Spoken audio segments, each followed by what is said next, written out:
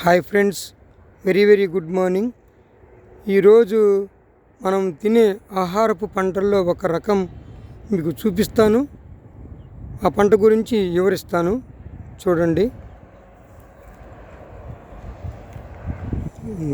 ఇది ఆహారపు పంట, మనం తినే ఆహారము వరి.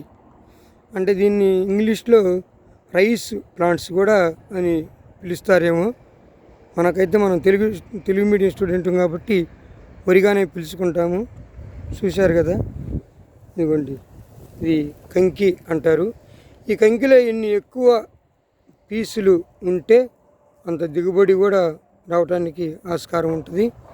మరి ఈ చెట్టుని అనరు, దీన్ని ఇంతవరకు ఈ భాగం కాబట్టి దిబ్బు అంటారు.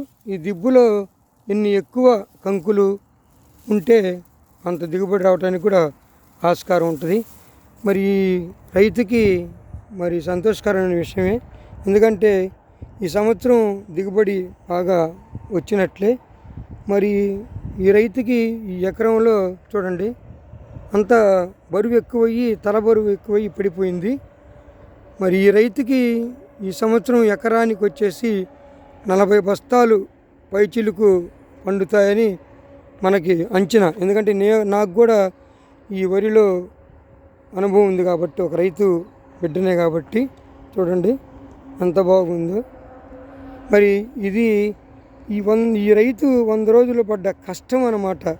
ఇలా వీళ్ళు కష్టపడితేనే మన నోటికాడికి వచ్చి మన ఆకలి తీర్చడానికి, మరి వీళ్ళు కష్టపడుతున్నారు మన ఆకలి తీర్చడానికి. మరి ఇలాంటి వీడియోలు లైక్ చేసి, షేర్ చేసి, సబ్స్క్రైబ్ చేసుకుంటే నాకే కాదు, మరి రైతులకు కూడా మీరు ఉపయోగపడిన వాళ్ళు అవుతారు. ఇలాంటి వాటిని మనం ప్రచారం చేస్తే మనకెంతో లాభదాయకంగా ఉంటుంది.